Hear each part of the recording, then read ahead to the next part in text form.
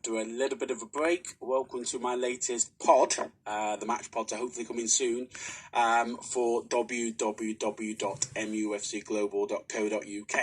It's been some time since I've been podding. Obviously, something's been happening in the world. I hope people staying safe and in the lockdown. And hopefully things will be back to some kind of normal soon. As I say, my last pod was the Lynx game, in the middle of March. Obviously I have been missing football, but one thing I probably missed it earlier on more, but probably since about April, I've not really missed it massively in regards of when people are dying. You sort of think that there's a bit of a bigger picture. And there's been lots of old sport on as well. Some good documentaries. World Cup Rewind's been absolutely brilliant. I think hopefully there's another one because it was an FA Cup last weekend. But I've just come on here just to talk a little bit about Manchester United after we've heard the news that the Premier League's returning, obviously tentatively because things can change very quickly in this coronavirus world we've got at the moment, on the 17th of June with some matches being played, the matches so that everybody can play their game, so that City and Arsenal and Aston Villa versus Sheffield United, so everybody will have played the same amount of games, and then the weekend of the 19th to the 21st, the Premier League will begin again in earnest, hopefully. Touch wood. I mean, I have spoken to friends about this. I mean, obviously, it's a clear thing where, my views in regards to finishing the season, I think the season should be finished. Not necessarily now, but I think it should be finished. I think ending the season is avoiding the season is ridiculous. Really, it's got to be finished. But obviously, there are issues around TV contracts, so it's down to money. But that's fortunately that's the way the world goes round. And people talk about that week of the Cheltenham Festival and the Liverpool Athletic Madrid game and talk of maybe things should have been cancelled earlier. Probably they should have. Maybe there would have been less sort of infections, but it's hard to make that decision, and there is a financial implication around that. And all football clubs, not just Manchester United, have been hit hard by the fact there's no football. And obviously, when the Premier League does come back, there's not going to be any fans. I mean, big defence, are there going to be any fans for the rest of the year? These are the question marks, and obviously that comes down to the science and to what's happening with the spread of the disease. But anyway, back to Manchester United. As I say, I think with what's happened, it's going to be a weird end to the season, because it is like starting the season again. It is like a free hit. Players have had 2 months off, obviously been training, but obviously they've only just, I think it was this week, because I'm recording this the morning of Friday, the 29th of May. And I think it was only yesterday or the day before that contact training was started. Obviously the players have been keeping fit and then back in training, but obviously socially distancing, but the contact training is back. So obviously the German Bundesliga is back. And they're obviously playing their games.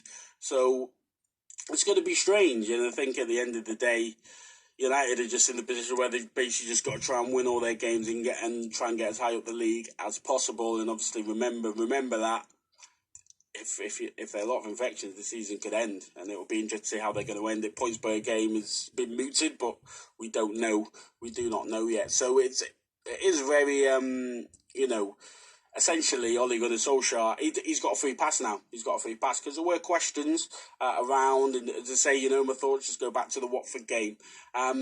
He's got a free pass now. He can't really be sacked now. He had a good run. People can say it was a bad for Manchester United when sort of things were postponed, but I just say, hang on a minute, don't put yourself in that position in the first place. The fact that United are having to chase says everything. And the fact I think they're fifth. I mean, Sheffield United could go above them if they beat Aston Villa, and I think we could all agree that Sheffield, as we stand, Sheffield United have had a better season. if you're judging on what has been spent and how I would also say the quality of football and what value added they have had. Sheffield United have had a better season, as we stand. Obviously, there's still time to go, and it's going to be a strange season. So it's a free hit for anybody. Anything can happen in this period, and I think it would be unfair to put that just on the manager. Sort of this towards the end, I think it would have been fairer to judge Ollie completely if the season had ended naturally, as it would have. But it's difficult because there's things like the FA Cup and the Europa League where you're thinking, what's going to happen to that, and the Champions League as well for teams that are in that competition. So we had some results, I think it was this week, for Manchester United. It's not a surprise that the debt's gone up. United is run poorly as a club in that regard, and when you do poorly on the pitch, that's what's going to happen. It's not a surprise. United will be hit.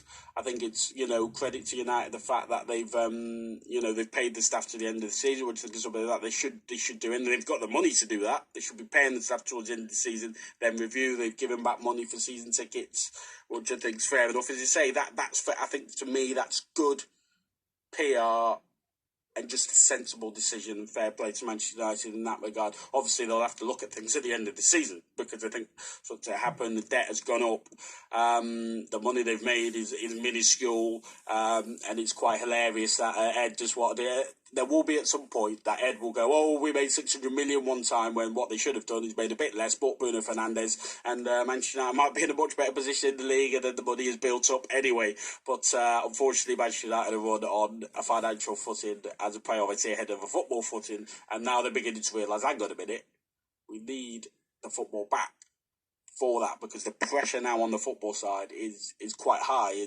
It's quite intense for Manchester United, because they're going to get hit if there's no fans till the end of the year, for example. They're going to get hit hard. Obviously, they've got a business model that works, but we'll be interested to see what happens within the transfer window. I noticed the Glazers still get their dividend, which is interesting. It's amazing how they couldn't just forfeit it maybe for one hit. I mean, they own the club. They should get their money theoretically, but there's goodwill, which they might say, oh well, we're doing that by giving the I think there's something about some loan fees as well that have been they've been waived and stuff. We're doing our goodwill, but you know what is that? You know what I mean? Why not just forfeit your dividend for one period? And then maybe you might get double or a bit more, or it's built up in your next ones. You get $1 million or $2 million, $3 million more, whatever. But this is how the club is run. And as I say, we know where the priorities are, and it'll be interesting to see what happens with the summer transfer window. Let's be perfectly honest, Jadon Sancho. It's clear they want Jadon Sancho, but firstly they need to be in the Champions League, because there's no way Jadon Sancho is going to join in. As I say, if I were Jadon Sancho, the only reason you join Man United at the moment is for money. That is the only reason. They're going to pay you the highest wages, so you would go there. I would actually say for his footballing to develop more, he would be better off, as we stand, to go elsewhere. That's just my personal view, because I just did with Manchester United. People will say, they need somebody on that right-hand side. We do need somebody on that right-hand side, but there are other clubs that are for Jadon Sancho, but can they pay it? And if Manchester United are the only club that can pay it, then they may well get their man, but they need to actually get in the Champions League. I mean, obviously they need a midfielder.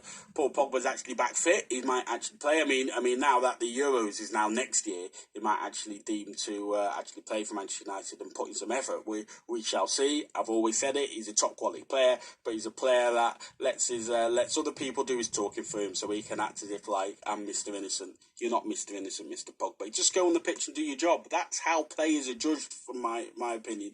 Yes, people can do things off the pitch that are a bit silly, and they get a little bit of criticism, and you just look and think, that's just not me. But I'm not going to hammer you for that. But I will hammer you when you're not doing the business on the pitch. That's what you were bought for, and it's clear you've wanted out all season. But that transfer might not happen because United have to dig their heels in, and it'll be interesting to see if he has to stay this summer, say because of the finances and the transfer window and the money not being available for the teams to buy him. Then we shall say. I mean, it will be even more evidence that he can't be bothered if he somehow manages to get a little knocked in injuries for most of next season. So hopefully the 17th of June is the time that has been given in regards of when the Premier League will kick off then that weekend after. Hopefully that will begin and Manchester United will come back. They will start away to Spurs. I mean, the rumour has it there's going to be a Friday night game every week and a Monday night game every week. And the rumour is it will be Spurs-Manchester United on that Friday night, the 19th. I mean, that's not set up. But as I say, United, obviously the bonus for United is the fact that Marcus Rashford's back. Igalo may have to go back because of the loan situation. So Pogba's back. Let's see what he can do with him and Fernandes in the same team. I mean, now Ole Gunnar Solskjaer says he's got a free hit. Let's see if we can actually see some tactics other than let's just counter attack. Let's see if Ole Gunnar Solskjaer can take control of matches, because that's the thing. United do not control matches. I mean, against Manchester City, they did really well. But it was partly counter-attack, but there was a little bit of control, partly counter-attack. But, I mean, people will say, well, the run we were on, which has been excellent, very good. Some fortune, but that's part of football. But, as I say, for me, that's down to Bruno Fernandes. Buying Bruno Fernandes. He has made a massive difference to this side. I don't think anybody can say that. And it does beg a belief why he was not bought in the summer. It's absolutely ridiculous. It's one of the most shocking and disgraceful things Ed Woodward's ever done. Not buy the player just so he can say, we've made 600 million revenue. It's absolutely ridiculous. And it could cost Manchester United big time. And, this is where I personally think Ed Woodward needs to be shifted. I mean, Neil Ashton was brought in for good PR, and to be fair, he's done some good stuff. But please, Neil, the best bit of PR Manchester I could get is shifted Ed Woodward away from the football side in regards of having day-to-day operations in there. Day-to-day commercial, that's required big time now because of the financial side. Get somebody in who actually understands football to do the day-to-day work that is required at Manchester United, even more so now because they need to get some cheaper deals, as I say. Sancho's the main one.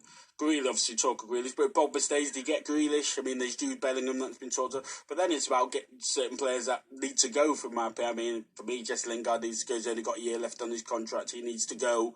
Pereira, arguably, ridiculous, giving him a 4-year contract. Absolutely ridiculous. Phil Jones needs to go. I mean, maybe Chris Smalling, but we need to get good money for him because he's playing well for Roma, so the money should be big. 20 to 25 million, no doubt, as I say. So those three of those, maybe Smalling, and then players need to be brought in to cover the issues that are there. But we shall see. It's a strange time. Football's come back, obviously, in the Bundesliga. Football's been carried on in certain countries. In Belarus, I think they just carried playing on straight through. I think in Sweden, I'm not sure when their season starts, but they've been. I think their season's been carrying on, but I can't say that for certain. But yeah, so good news. Football's coming back. And Manchester United need to hit the ground running.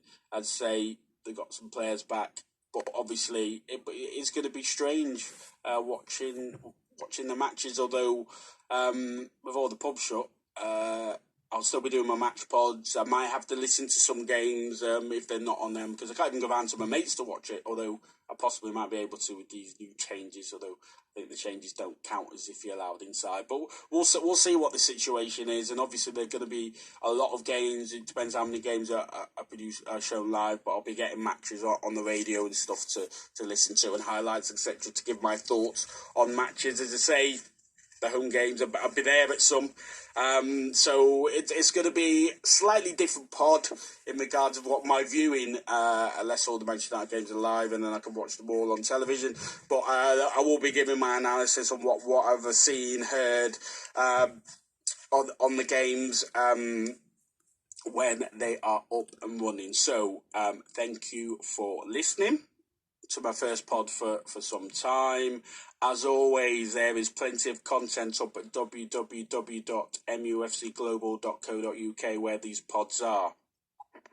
They're also up at podcast platforms such as Podbean, Spotify, Player FM, I think Stitcher. I think we got up on Stitcher now. So go and have a listen to the back catalogue, which is mainly me. I think there's only one, which is mainly me talking about the football. They're not like in between the pods like these. Tell people about the pod. Tell them it's going to be coming back in the middle of June, and hopefully Manchester United can push on. The target is top 4. There's no doubt about that. That is the target, top 4. Obviously, the Europa League is another way into the Champions League, but I'm still not sure what's happening with that. I think August they were talking about UEFA, but obviously the world's in a state of flux. So just getting back and starting will be a plus point. Yes, it's a financial side, but as I say, the season just needs to finish because of the running into next season. So anyway, thank you for listening. Thanks for listening, and it's good to be back. And hopefully you feel the same as well from listening to my ramblings. But football begins very, very, very soon. Take care, stay safe, and I will be back when Manchester United return in the middle of June. Fingers crossed. Thanks for listening. Bye.